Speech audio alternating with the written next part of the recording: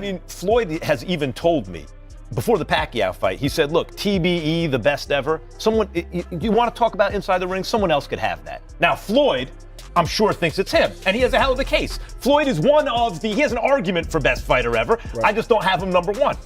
But what he said was, I'm talking about the whole game. He's right. Floyd played the boxing game better than anyone ever played the boxing game. And what this speaks to, and this is a boxing show, boxing is fundamentally exploitative. I get this as a fan.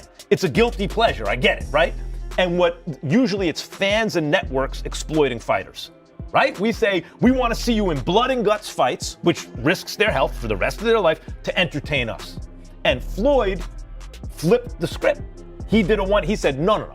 Instead of fans and networks exploiting me, I'm going to exploit the fans and networks, right? But Ryan's right. It's not good for the fans. It's good for the fighter. It's just not good for the fans. If I take Floyd Mayweather in his absolute prime, and I take Manny Pacquiao in his absolute prime, Floyd Mayweather. Floyd still beats him. Floyd beat everybody. You don't believe there's a guy at 140, 147 in the history of boxing that could have beat Floyd in his prime? I don't know, but it'd be tough. It'd be tough. Floyd, man, that boy, man, that's the GOAT, man. That boy bad. Man, that boy bad. So the Floyd Mayweather return is bittersweet for me.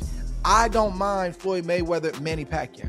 But if Floyd Mayweather starts to campaign, which it sounds like he is, as a professional fighter doing real sanctioned fights, I'm struggling with that. Max Kellerman dismissed concerns about age, arguing that a Pacquiao-Mayweather rematch would still be a mega event because their names alone transcended the sport. One of my favorite fighters. Cool. Floyd and Pacquiao, they're one of my favorite fighters. But I still want to see Floyd's the longer, bigger, better defensive fighter. Right. But let's be real, what this is all about, business. This is going to be a mega event. Doesn't matter how old they are. They're the two biggest names in boxing today, even if they aren't, necessarily the most active fighters. And Mayweather's going to have his exhibition with Mike Tyson in the Congo in April. Pacquiao's going to do one in Vegas with Ruslan Provodnikov, and then they're going to go towards the fight. I don't know how you do an exhibition with Provodnikov. Andre Ward calculated that Mayweather measured every opponent twice before committing to a fight. His intelligence extended beyond the ring, making him just as strategic in business as he was in competition. What makes Floyd the best, so unique, something that we have not seen before? His defense and his instincts. I think Floyd had the best defense in boxing history. Better than Sweet Pea? Yeah, definitely. View 3. Max Kellerman acknowledged Pacquiao's superior pound-for-pound resume, but maintained that Mayweather's size, reach, and defensive prowess made him the inevitable victor. Floyd Mayweather, where they won't try to beat him up. They don't love Floyd Mayweather so much where they don't want that O on their record, and they want to be able to say, I did that to Floyd, because their name is forever etched in history. There's nothing they can do before or after that's going to be bigger than them giving Floyd Mayweather their first loss. I don't know if that's going to happen. Floyd Mayweather is just as smart outside the ring as he is inside the ring. He's very calculated. Mayweather measures twice and cuts once. From a business standpoint, he's going to watch a fighter. He'll say he don't watch him, but he'll watch any potential opponent over and over and over, and he has to process, can he do anything with me? How does my skill set line up with his? Can I beat him?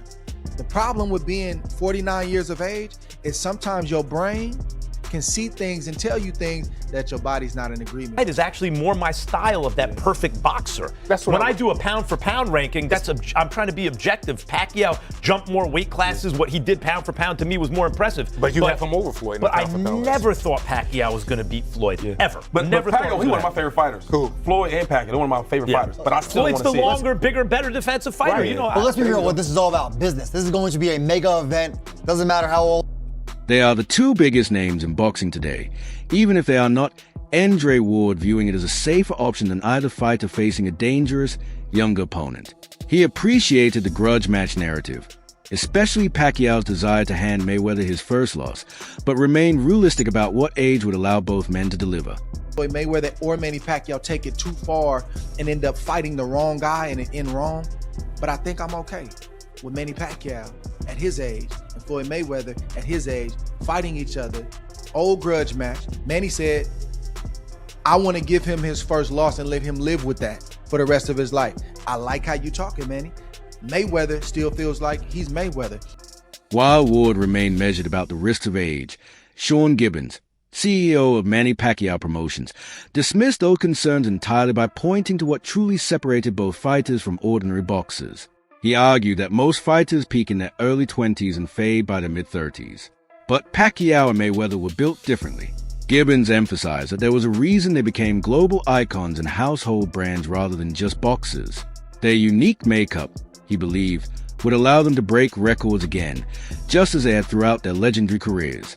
For Gibbons, the upcoming rematch was proof that some athletes simply operate on another level. Boxers, they're in their early 20s, they're great, and when they hit their mid-30s, they're completely out, and they just can't continue anymore. These guys are different. They're built different, they are different. There's a reason why they're global icons, not just boxers. There's a reason why they're household brands. And there's a reason why they broke records once and they're going to break them again. And that's because they're built. They are built different. They are different.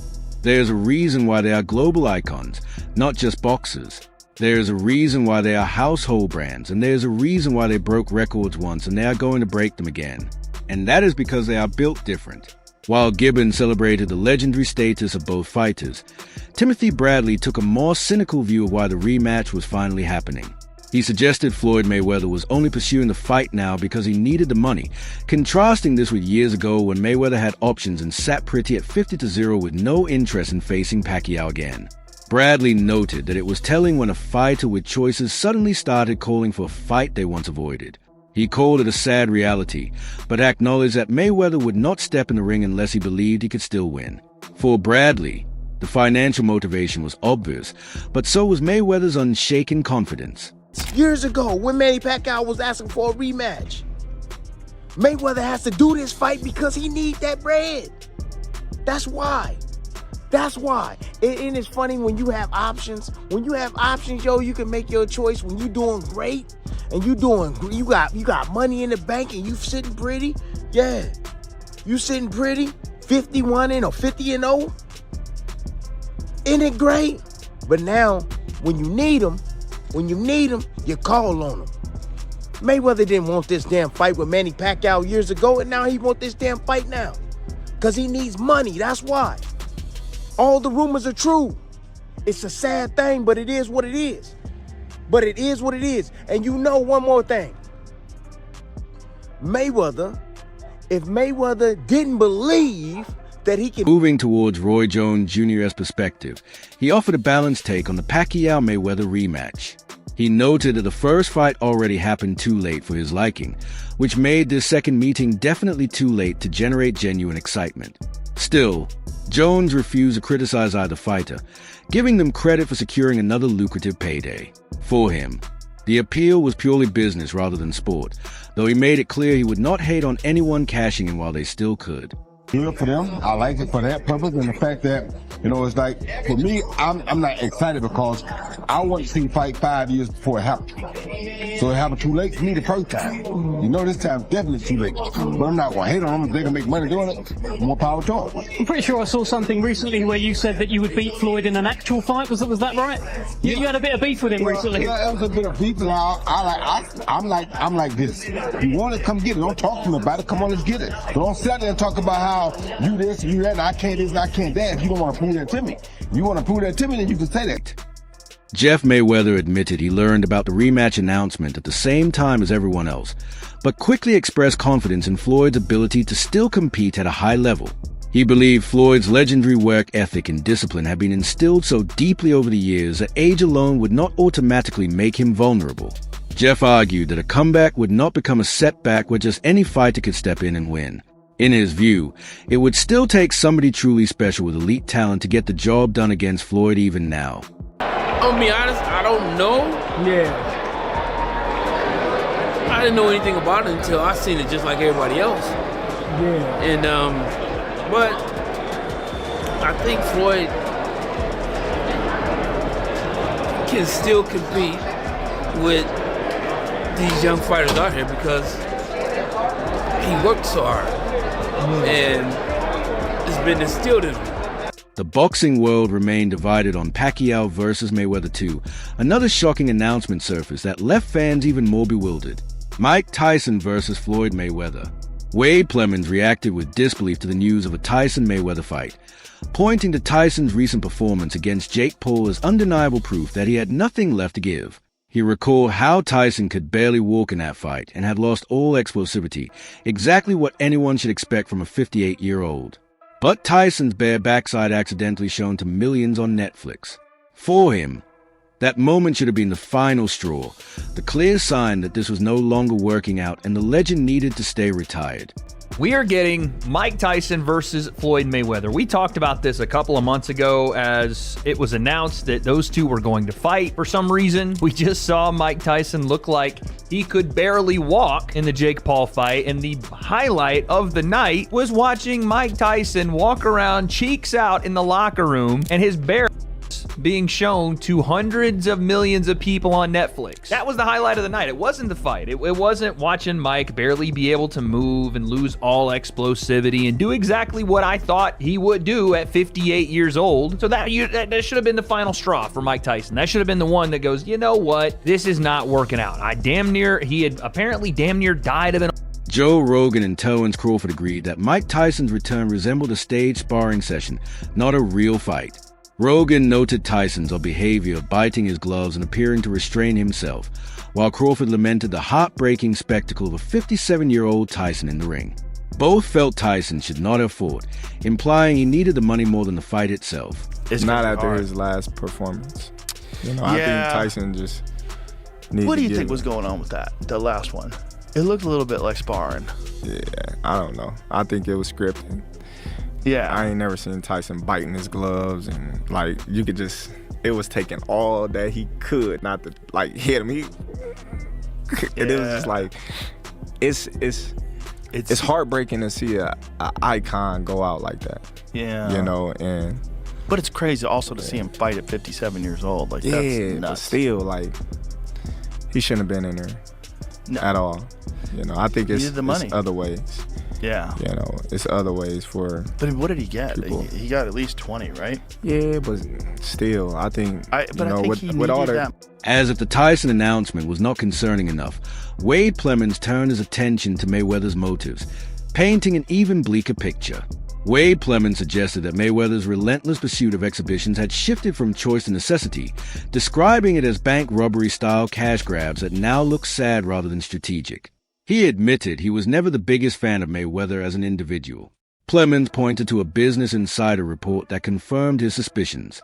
Apparent that not only is he doing these, bank robbery style exhibitions, but it looks like he absolutely needs to do it, which is very, very sad. Listen, I'm not the biggest fan of Floyd Mayweather as an individual outside of the ring, but I never want to see athletes have their money mismanaged or mismanage their own money so badly that they go broke in retirement, and it looks like that's kind of what's happening. And here's a snippet from Business Insider because it made me... Manny Pacquiao reflected on his experience facing Floyd Mayweather, acknowledging that the fight unfolded exactly as he had expected given Mayweather's defensive style. Despite throwing more punches, Pacquiao believed he had done enough to win. When reviewing the fight in slow motion, he noted that he went to the hospital immediately after for an operation, but refused to use it as an excuse or complaint. Pacquiao accepted the outcome as simply how boxing goes sometimes, having experienced similar decisions throughout his career. When asked about a rematch, he left the door open, stating it was up to Mayweather if he wanted to fight again. A rematch with Floyd? It's up to him if he's going to fight. You would even fight him today? Even here.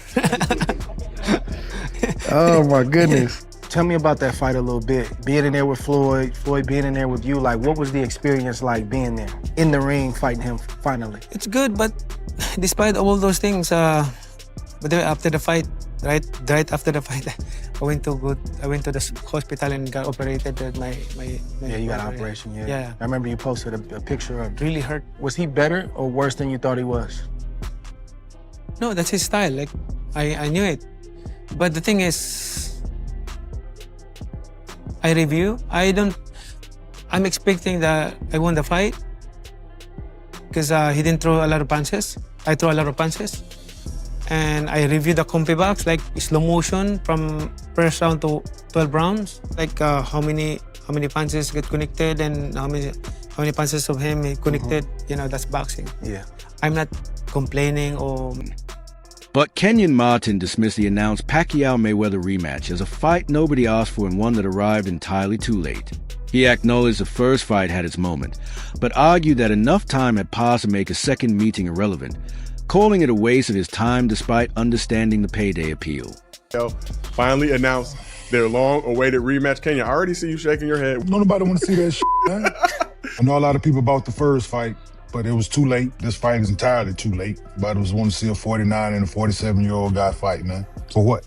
I understand it's a payday, cool, but as far as the sport goes, like I don't want to see that shit. Not wasting my time, bro. Somebody needs some money or something? Is that why they doing this? I love it. I love it. I'm an avid, long time since I was 6 years old boxing fan. So these are things that keep the boxing world afloat. Well, I've been the biggest boxing fan for as long as I can remember. The conversation surrounding these legacy fights ultimately reveals an uncomfortable truth about boxing's relationship with its aging legends. From Pacquiao and Mayweather to Tyson, the sport's biggest names keep returning to the ring long after their prime, driven by a mix of financial necessity and the irresistible pull of another payday. What is your take on these legacy fights? Are they sad final chapters or smart business moves? Drop your thoughts in the comments below. If you enjoyed this breakdown, make sure to like, subscribe, and hit the notification bell for more boxing analysis.